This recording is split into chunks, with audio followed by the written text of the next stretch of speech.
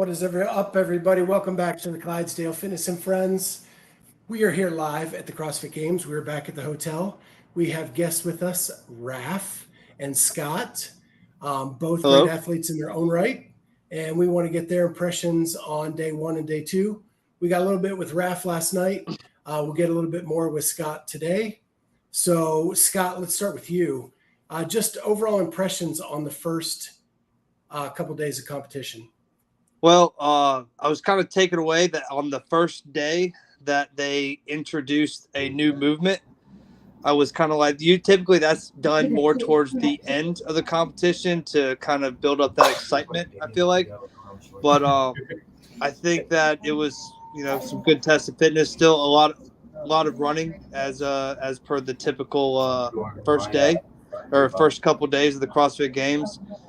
And as far as the leaderboard goes, I'm kind of not necessarily surprised, but there's definitely some individuals in there that I did not expect to see inside the top 10. So, and then I think does anybody know? I'm assuming that they moved the run and everything to today because of the rain yesterday, or because that was supposed to be the second event, right? That is correct. Yeah, so they obviously moved that one probably due to safety concerns. So they did the escalated Elizabeth, which was nasty. I like how they incorporated the bars. How you had to move into the move down the bars on each set. I thought that definitely had a game changer to it.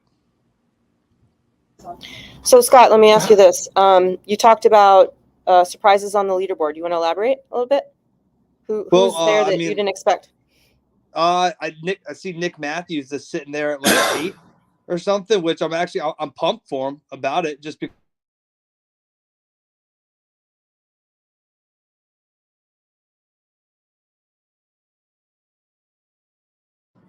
I think we lost you, Scott. I can kind of echo Scott's sentiment there. I think like when he talked about new movements particularly, and it wasn't just one new movement that we saw at the first day of the games where he said usually maybe that comes a little later. We saw the parallel bars with the traverses, we saw the strict pegboards, the double unders, yeah, I mean it's pretty remarkable how much new things they incorporated. Oh, and the L sit to the handstand that was kind of being thought of. So I think it's a pretty good sign that Boz is just turning up the skills to 11 and saying, hey, this is my kind of version of what I believe, Greg Glassman's definition of fitness is, and expressed at this level of the games. I think it's pretty cool. Yeah. And what I like is that these moves have existed in CrossFit. Like there are archived videos that kind of allude to these things, but they just haven't been brought to the forefront before. Right. And I think everybody also was expecting the triple under after the double unders, right? And then you had this completely different, wrench thrown in there with this crossover movement that probably no one's really been testing. So it, really going to force people to probably explore this next year of like, okay, let me just look at any movement that's out there. What's a simpler version? What's a more complex version? And what's just a weird version of this movement? So I think next year you'll see people, come back to the games. And if they decide to retest some of these movements, like the 360 pirouette, maybe we're seeing athletes be really efficient at those kinds of things, knowing that, if that saves you 5 or 10 seconds there, could be the difference in a speed ladder. So Scott, you were talking about Nick Matthew. Do we have you back? Oh, no. Okay. So, Raph, I'm curious, do you think, last year we saw the handstand push-up into a little bit of a handstand walk. Do you think that we'll see somewhat of a repeat of that? Or do you think that the handstand, kind of push-ups with thing is over? Yeah, I don't know. I don't know, what's coming. Obviously, Allison, my girlfriend, is on the demo team. But if I were thinking about how to prepare for this event, I would definitely expect that movement to continue to exist. But at the same time, we tested a lot of handstand walking in different variations. So I wonder if they will want to incorporate that element of it, or if we kind of feel like, hey, we've already got that in a slightly different format. Does it mean that it can't come up this year or in future years? No, I think it went really smoothly last year. I think it was a good movement that challenged some athletes. And I think you'll see athletes get even better at those freestanding handstand push-ups. We were practicing them leading up to the games, and Rick did them strict. He would just come down, hit his head, come right back up, and just keep going.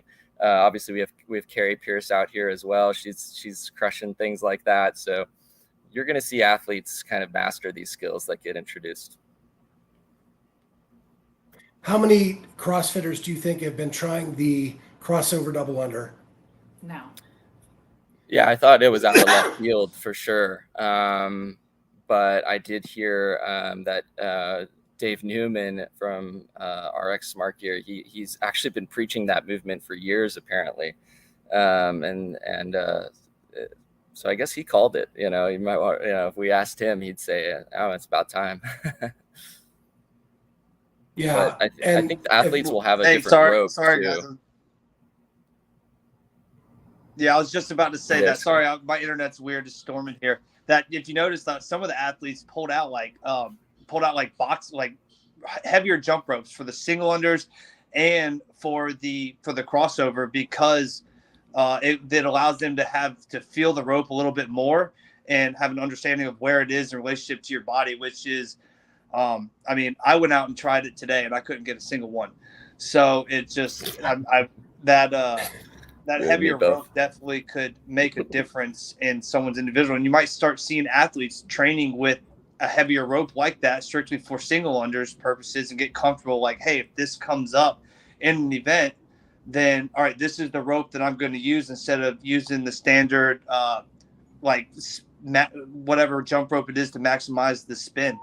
So it's definitely I think it definitely changes the way an athlete can think about how to work out of what gear to use. So not to be like a conspiracy theorist, but the new RX Smart Gear jump rope, the Frio, I think that's what it's called, it actually, you can change the ropes. It's a quick change handle from the speed rope to the beaded rope. I didn't know that. Yeah. So you have one jump rope that does both. Interesting. Is that a quick change that you can do on competition floor? Probably not that quick, but probably in like 45 seconds. Interesting. I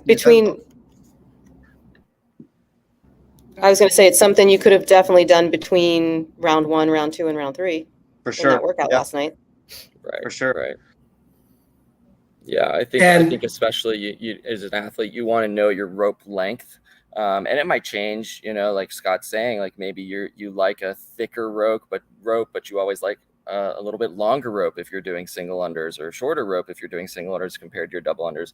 I think this is definitely going to open the door for athletes to have to explore that, just like you would have to explore, different versions of your grip when you're doing toes to bar and chest to bar. I mean, really, right now it's been, okay, you have your double unders. This is your rope length. People usually set it once and forget about it. So, I think athletes should explore that. Yeah, it's funny. A couple of the athletes, when they came out with the beaded rope, it looks exactly like my Frevo rope that I got from RX Smart Gear. It reminds me, I said to Kat today, I go, those look like elementary school gym class jump ropes. Those. That's what it reminds me of. The one with the spaghetti noodles, yeah. Yeah. That's what that looks like. What Dallin Pepper had out there. That's exactly what I thought. I was like, what's going on here? Yeah. We actually have a couple people in the chat talking about the leaderboards. They have been messed up all day. In the press Discord, we're getting information that they're still not right. So, yeah, it is a known issue going on today. Yeah, I looked and I saw Haley Adams, who I thought won the run event today, and it showed that she was at like 7th. I'm like, how is that possible? And I went and looked, and it was like girls. They were saying girls ran the total time in like 3 minutes and 40 seconds. I was like, okay, well that's not right. There's no way that's possible. So yeah. But I mean, to couplet for Tia on the women's side, you know, she really she's probably going to climb even more from what we're seeing on the leaderboard if her 19th goes to a second or third on that event. And on the men's side, I mean, Ricky Garrard, like he handled it to extend his lead quite more significantly than what he's got. It's going to be tough. With still not, I think just based on how many workouts there were, according to the leaderboard, there's still 9 workouts to go. So there's about like a 70-point difference, which is not a lot of points for 9 workouts. But if he's continuing to stay at the top, because I don't know if everyone's aware of how the point system works, but like you get rewarded for finishing in the top 5. You get more points than when you get 6 through 10, the point separation becomes a little bit greater, and then outside of the 10. So that's why it really pays to stay inside that top 5, top 10, because the point separation is not as much from third place to first place versus 7th to versus like 10th to 13th place. The point separation is more, so it's harder to come back. So as long as he's staying inside the top 10, top 5, I mean, that point, he's got 70 points on him. He could still continue to climb on individuals and or stay within that buffer. So before I jump more into Ricky, we got a question about update on Emily Rolfe. If you did not read her Instagram today, and she is a very dear friend of the show, so we are very concerned for Emily, and we're glad that she's okay. But she ended up having 2 blood clots in her arm, where she lost complete feeling in her arm and blood flow, and her arm was completely blue after the first event. The medical team prepped her, got her ready, sent her off to the University of Wisconsin Medical Center, where she was the sonogram was done. No, ultrasound was done here. Yeah, and then a CT scan was done there, and they put her into surgery immediately and saved her arm pretty much. But she is going to be okay. She's recovering. And she actually thanked the medical team for their quick response to what was going on, because without them, she would not be in the state she is today. So our thoughts and wishes to her and her family. Her and Kyle are close friends, and we're just glad that they're doing okay. Yeah, so let's get into. Oh, go ahead. I was going to say, let's get to today's events. I was going to say, let's talk about the event today. We were on the field. It was very hard to sort of get that bird's eye view of sort of what was going on. And we saw, I remember the very first run that the women did. There were a couple of people that like almost hit themselves on the head with their jerks. Like their legs were not okay. Did you guys notice anything like that? Or I don't even know where the broadcast was showing, lanes and things like that, but there were some gasps in the in the media pit. There seemed to be a really big gap. You had your Tia, like Amanda Barnhart, who were getting 15 plus reps, and it seemed like there was a huge pile of people between 3 to 7 almost, and I think that was definitely a surprise, and I think it was because of the impact of yesterday's events on the legs, especially that long bike, then the run. Allison, when she tested this workout, she said, 200 pounds feels like 300 pounds out there when you finish that run. So yeah, I think I do think it was a good challenge. I mean, you look at last year's event with the 500-meter sprint, it was almost a do that and then go ahead and try to max out your jerk, multiple reps. So I love that event. I thought it just really tested the athletes in a unique way. I love the event too. I'm going to have to go back and rewatch it, because being in the pit, you're too close and you couldn't really see a lot that was going on. It's one of those that you're better up high in the stands to kind of see it all. But let me ask you this. Would there have been a change had that been done yesterday as event 2, and the effect it would have had on the rest of the day? I don't believe that there would have been much of a change. The individuals who were going to do well at that event are always going to do well at the event because of the strength and the run. Maybe I think everybody's gone through the same stuff. They would have felt the exact same after one event because they all did the same event versus if they did 4 events and did that one next. So everyone kind of feels the same. And you kind of know individuals' weaknesses and strengths, and the person who's a really good runner is going to still run really good after 3-4 events, and the guy who can lift really heavy, or the female that can lift really well, cycle barbell weight, will still come out on top. So, were you surprised by Pat Vellner today on all of his failed reps? Just going to mention that. Yeah. And is this his screw up event that now he's going to pull it all together? Poor Pat. He's always got to have one. That's what I was thinking about the most. I agree with Scott. I think, everybody's in the same boat, no matter what order you do it in. But, you did see maybe if Pat was a little more fresh, hadn't done Elizabeth last night, maybe his triceps were a little smoked today. I don't know. I mean, he crushed that event. So it's hard to say that, what he's feeling, but no one knows. But I think that's luck of the draw. You're trying to keep pace. He's trying to win events, and you miss one jerk, it gets in your head. You miss a second, you're trying to catch up now. It can kind of cascade, snowball. Yep. Yeah, I think that happens to all of us, right? You're in a workout and you fail something you don't think you should fail, and then you try harder, and then it's hard to get out of that rut. Yeah. And there's just not very much recovery time between there. I mean, yes, there is a rest period, but they're also busting ass on the runs that there's just no real recovery. Well, I think go ahead.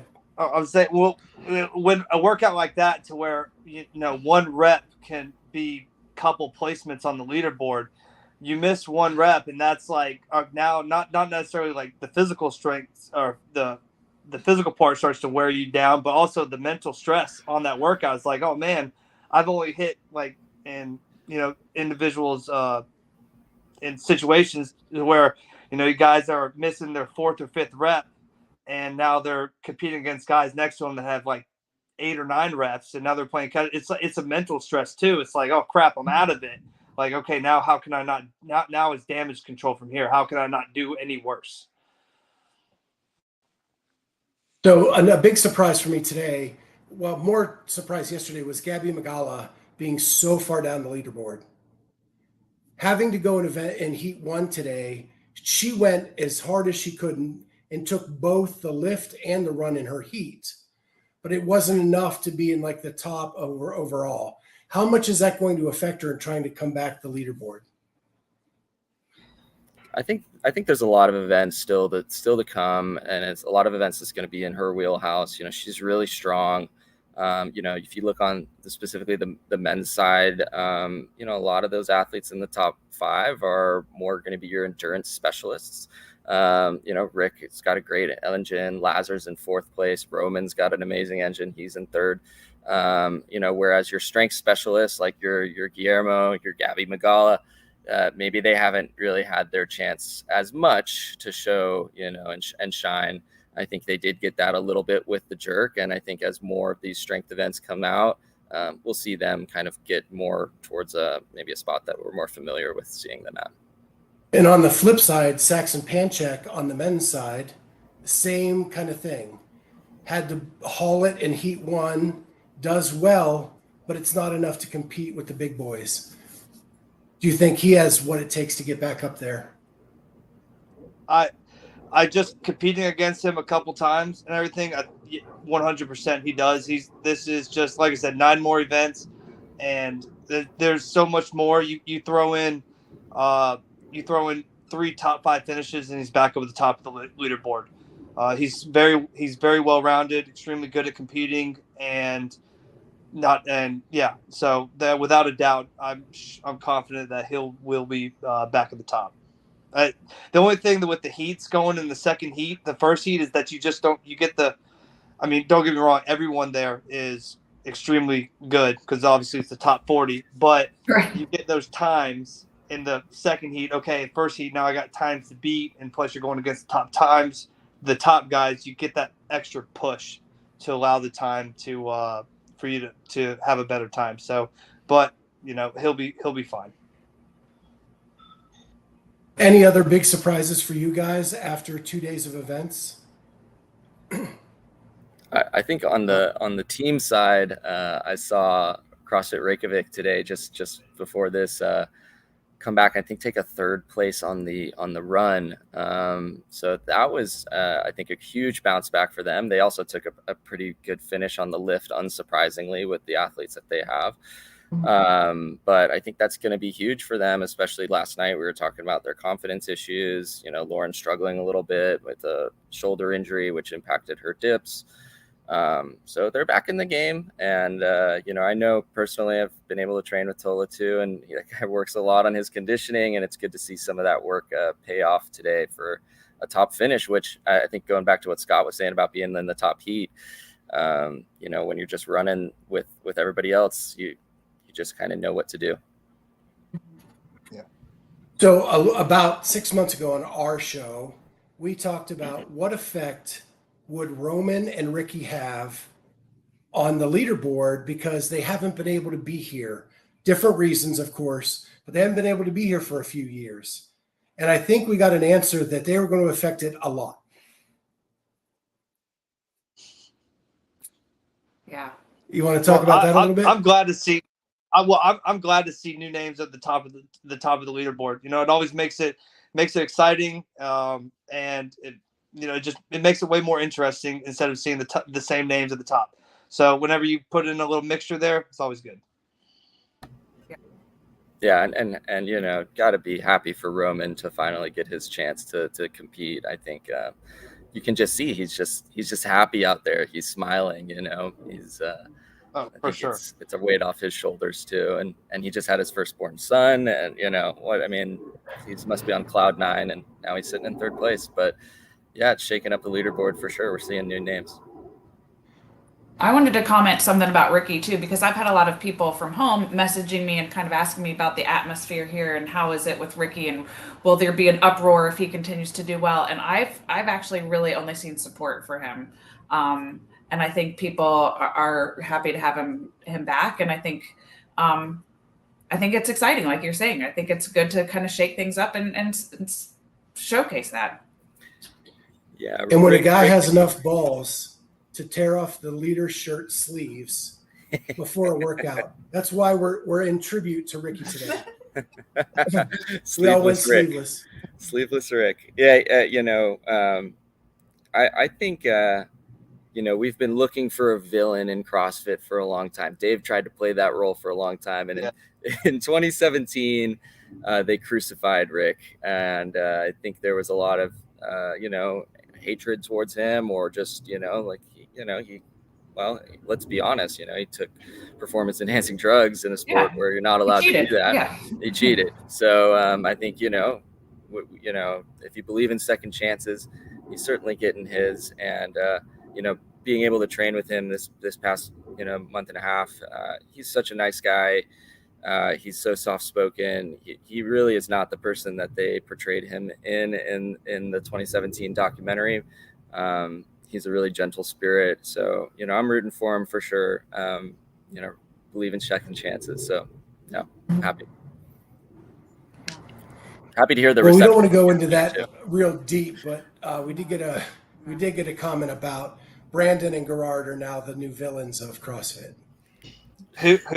Who and Ricky? Danielle, Brandon, and Ricky Gerard. Oh, because of the didn't you flick off the camera or something like that, and cause it up? Something like that. Yeah. That's She's like the edgy. As far as like an individual sport, you have individual personalities. So let them shine, and it just creates that excitement for the sport, because everybody. That's what makes it great. If you have all the same personality. I'm all nice, I'm all this, I'm gonna do exactly what it says, can kind of be boring. But you get those individuals that spice it up. It just it makes it the sport. You have the people that talk the smack in the background, and some people like to see it, some people don't, but it's what makes it fun. It's kind of like the Dennis Rodman Rodman vibe here. She's such a Dennis Rodman. I love that. I have always contended that if you don't have a vested interest in who wins, then you can't be a real sport, right? If you like everybody, like I'm an NFL guy, I'm a Chicago Bears fan, and I'm also a fan of any team that plays the Packers. Right? So that, like, because I have a vested interest in the Packers losing. And we need to have that in CrossFit for it to elevate to a real sport. It is a real sport. You see it in UFC so much, especially out here in Vegas. There's a lot of, I'm not as familiar with the sport, but you really do see that these guys, they sell it. They sell the show. They create this hatred towards each other. They build up the event. It's as much entertainment as it is about the actual sport and the elegance of it. And then at the end of the day, those guys are saying, hey man, it's just for the cameras, they're all buddies. We don't really have that in CrossFit, and I don't think anybody's really ready to take that step or wants to be that person that's going to be the first hated, people are rooting against you. But they're gonna, like, I agree, someone needs to do it. Make it more interesting. So that's your two. You two will do that next year. Come in the semifinals. Entrance music. Throwing stuff not my style personally. Not my style. Scott's son will do it. Scott's son will go around and just shadow box. My son will just go around and say, "My daddy will beat all y'all. Therefore, it's him." And you can't hate a kid. Scott and I were at Wadapalooza, and his son would literally go around and I introduced myself to him, and he wouldn't. Nope, you're a competitor. No, like Scott, come on, he's one of the good guys. The one at Wadapalooza, Cole Sager, like, tapped my son, and my son was like, get away from me. So I don't know. Pretty, but that's, we actually had Matt Torres on the show a couple weeks ago, and he says that he tells his athletes he doesn't want them to go down the lane and cheer on other athletes, that they are their competitor, and they need to be a little bit more like that. Now that's public record. That is his own words out there on the airwaves. I'm just throwing it out there. But that got a lot of attention this year. Yeah. I will tell you from where I was sitting in the Coliseum, I was in the front row where all the athletes were lining up before they would come out for their pegboard event. And they were all down there talking and like being cheerful shooting the shit. Like there wasn't a lot of shit talk down there. So, I mean, we all know each other. I would say fairly well. We all it's kind of like a reunion whenever we go to these competitions and we see everybody that we compete against. Oh, hey man, what's going on? How you been for the past couple months? So like, at the end of the day, I would say 90% of us are all friends, and we cheer for each other. We hate to see somebody get injured because that's the competition style of it. But at the end of the day, we compete against each other. We have fun with it, and we all get to know each other while doing it. What we want to know is who the other 10% are, Scott. No, I'm just kidding. Hal Fisher to me during semifinals this year. But let's talk this up. There we go. It seems like there's a lot to unpack here with that. No, it's just a funny little. He and I met at Beach Brawl last year, and we started talking shit to each other. And the Jackie workout that I won, I went over there to like just kind of what we were talking about. I went down and I like tapped his head, like, hey, good job, way to like kind of like showing him support. He told me to fuck off. But no, we're cool. We're cool. I'm just joking around. But we were cool. We went in the back and just talked about it. But there is that element, I think, that people are talking about of like, is it the camaraderie, cheer everybody on? And I think some people just don't want that. Some people are like, hey, I'm getting beat. Just leave me alone. I don't want your condolences, like I'm going to work on this. I'm going to come back next year and I'm going to be the one cheering you on, like I think that's, some people really like that, chip on their shoulder. Well, last thing about Hal Fisher is that I was judging the year he threw up on the air runner. Oh man! And the judge behind him has never been seen again. Oh, poor guy. That was it. It's like, Just I can't saying. do it anymore. PTSD. So we have the Capitol tomorrow morning. What are we looking at there? I'm guessing that's a pretty good TIA workout because it's a good long run. What is that workout? Long run? It is 20 pig flips into a 5.5 mile run. No, 3.5 mile run. 3.5 mile run. Then you have to do farmer's carry of the military jugs. I think 75, 100. Yeah, pounds. Yeah, and it's I think a 200-meter carry. Yeah. Yeah, and then you finish with the Husafell stone. Yeah. Husafell stone up the Capitol steps, 200, 150. Okay. It's That's another endurance one for sure. What were you gonna say, Scott? Well, I was gonna say that endurance and that whoever like the run is kind of there. You could definitely gas out on that run, and because just going up the stairs with that 150 pounder so you got to definitely save some legs for that. But endurance mixed with strongman stuff, that's going to be a good test. Yeah, and nothing else has been announced. I think from an aesthetic perspective, the Capitol is going to be so cool to actually end at the Capitol building. These guys crawling up these stairs with this huge sandbag. I mean, what a cool, visual display. So I'm happy that they're kind of getting an opportunity to do something new like that. I do think it's going to be big on who can really crush that run. That's going to be a big separator. But I think on the women's side, the question is going to be, is 20 pig flips going to be too many to maybe push down an athlete like a Haley Adams who might really succeed in that run? But is she going to be able to, hit that pig flip as quickly as, some of the other ones and make up that time? Yeah, it's not easy to make up time on a 3.5 mile run. Yeah, right. If anyone can, it's Haley. We know for that. Sure. She definitely can. So you're really adding an element to that Husafell stone of going upstairs and not a flat surface.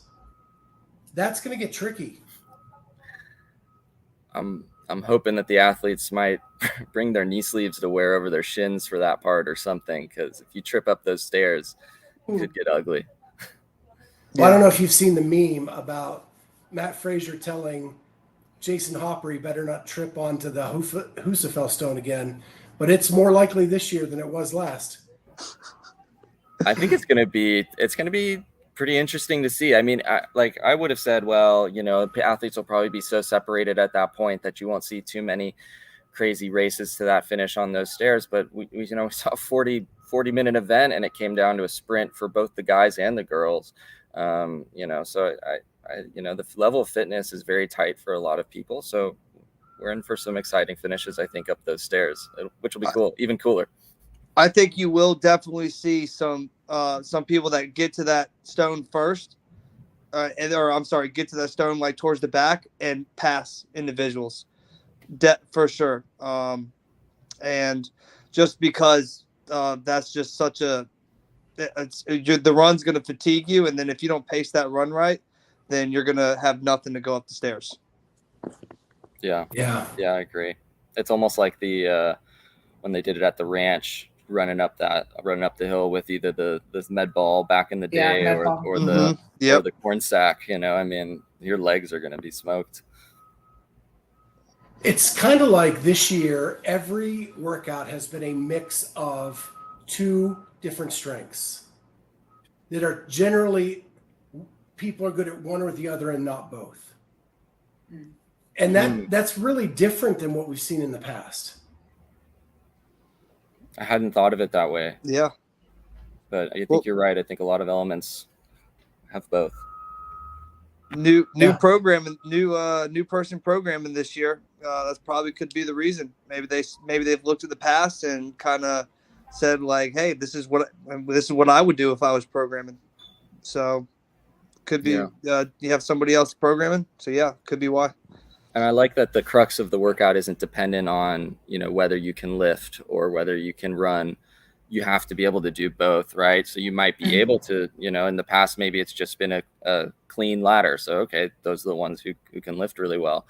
But for example, even with the sprint medley that you saw with the gymnastics, there was an element of, can you do the single unders? That's still skill, but it wasn't purely a gymnastics display of who can handstand walk the fastest. One element. It was, do you have upper body pulling strength? Do you have, lower body mobility for pistols to be able to do them quickly, coordination? I mean, it's all there. So yeah, I love the programming. And even today, it's okay. You can lift heavy, but can you lift heavy after you run a 400 and a 600 and 800, right? Right. I think if you would have asked who would have been able to jerk the 300 pounds the most times on the guys, everybody would have put their hands up and said Guillermo. But okay, what happens if he runs first? Which he's good at both of those things in isolation. And I think he still did very well, right? But he didn't necessarily win that event. Yeah, and let me ask you this: you guys are both, you've been around the game a little bit. Unbroken pistols on one side for 10 reps, and the other. I have not seen that ever. It's always been alternating. Well, it takes away just from sometimes like alternating. You get a rest and you kind of fall into a rhythm versus if you were just do 10 in a row, like you saw the athletes, they were stumbling all inside that box because you just get into that rhythm of coming up and just adjusting. And when you have to do 10 in a row, it really kind of fatigues the leg a little bit more and really makes you focus on your balance and your coordination. Yeah, you can't quite fall to one side either, right? You really have to show that control at the top. So you guys are both great athletes. How would you like to do the lineup so far? Scott, you go first. I honestly would have liked it. The only thing I wouldn't have liked is that cross rope, jump rope. As far as the jerks,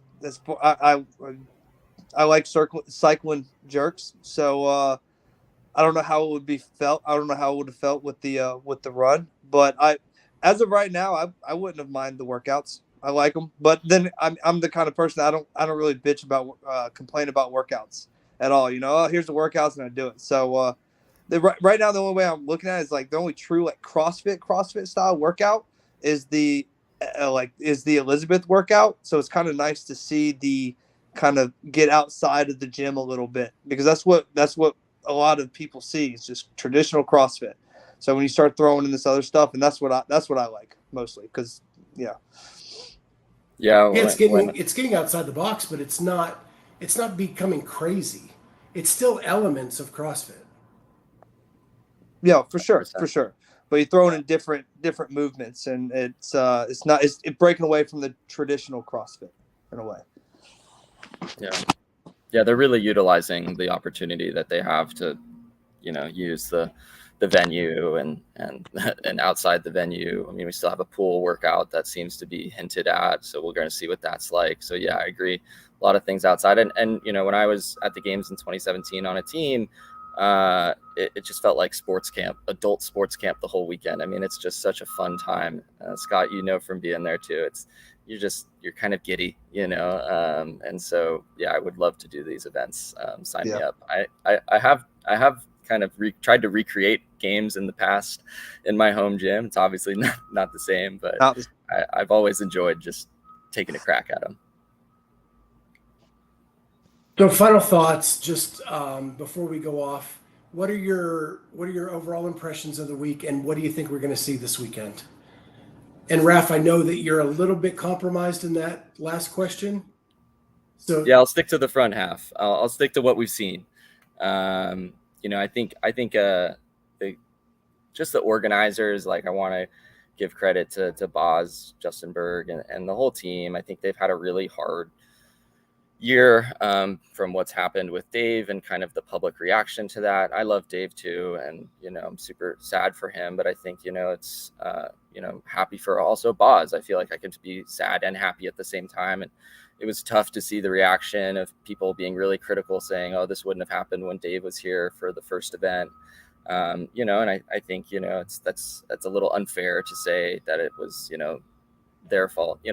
These things happened when Dave was here, and they're going to continue to happen when he's not. And I'm not blaming anybody for those things, but I think what it was good is that they went back and they fixed, the scores appropriately in a fair way. And, they have the tools in place to be able to fix those kinds of things. So, I'm really excited for them to get a chance to shine a little bit and be in the spotlight. They've been kind of Dave's understudy for years almost. I'm sure we all miss Dave, but I'm happy for Boz too and Berg.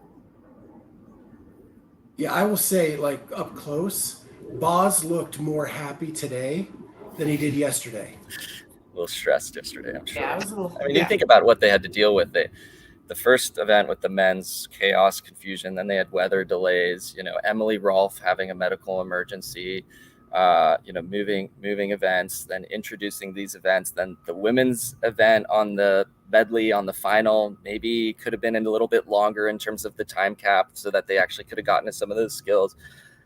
I mean, they had to deal with a lot of challenges yesterday. It's your first day on the job kind of thing. So kudos to them. And I think well-deserved for Boz to smile today.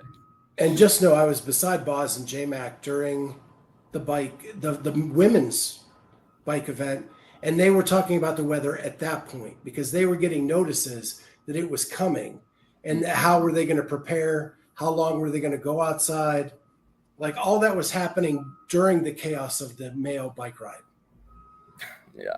I mean, I think Allison told me that they have a person there whose responsibility is weather. They're like the weather person, right? I mean, it shows you how much goes on at the CrossFit Games to make it successful, and how many different pieces it needs to come together. Yeah. And Scott, you? Yeah, I think we're just gonna continue to see a great event being put on, and we're gonna see some. I think we're gonna see some comebacks from individuals, which always makes it exciting. And yeah, I'm just, we'll keep following it, and we'll see what happens. But it's going to be, I think, I think the men's side is going to be a little bit more shaky than the women's side, because it's so, can Justin hang on for a second year in a row, or are we gonna see someone new? I think Tia's going to come back because that's what Tia does. And so, yeah, look forward to the rest of the weekend. Yeah, but I think the rest of the podium is. Any movements do I want to see? Yeah. What hasn't been announced that you're like, oh, they should do this? So, I have a movement that I was waiting to introduce to Dave. Back in 2 years ago, I actually came up with it. I was out on the paddleboard, and I'd like to see water burpees.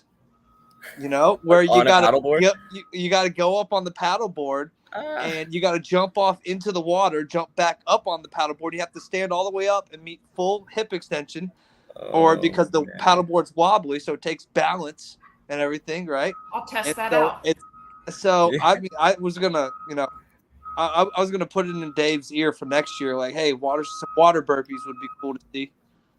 That's cool. Well, Amy loves to paddleboard, so she will definitely. I'll go test that out. I'll give you my feedback once I accomplish that. Testing. I was out in Lake Michigan one day just messing around, and I was like, man, this is actually kind of a hard movement. That's amazing. I love it. Yeah. So that's water really cool. burpees, that's what I like to see, but it ain't gonna happen. Yeah. Well, as we let you go, we actually did a drop in this morning at the affiliate, the pop-up affiliate on campus at the CrossFit Games. Kat did the workout. I filmed it. It was a really cool experience. It was maybe a little over 1,000 square feet. They had 30 people in that class, and they were it was a way of showing like that you don't need a lot to start an affiliate. And so all level 1s, 2s, and 3s can drop in for free all week. And then it's to kind of promote that you can do a class of a lot of people in a small space. And if you're interested in starting an affiliate, you don't need a lot. You just need a little bit of space and some creativity on how to do the workout. But we put that up. We have a little bit of question with some copyright violations of the music playing in the background, but we're hoping it stays up for a little while anyway.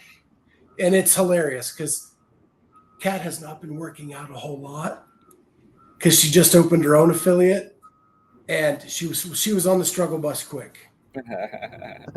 Wow, that's amazing. Very cool. 1,000 square feet for 30 people. That sounds awesome. I wonder how they did that. I'm gonna check it out. Yeah, it was great. Yeah. And my square footage may be off a little bit, but small. Yeah, I get that. Right, I get the picture. Yeah, it's cool. Yeah. So thanks a bunch, guys. We'll be back on tomorrow. We have not figured out a time yet because I don't even think we know the schedule yet. We're going to go eat dinner right now, and then we'll go look at the schedule. Nice. Perfect. So thanks a bunch, and we'll check you guys out later as soon as I can hit the right button. All Great to catch up. Thanks, guys. Thanks, guys. Yeah, Bye. had a blast. Bye.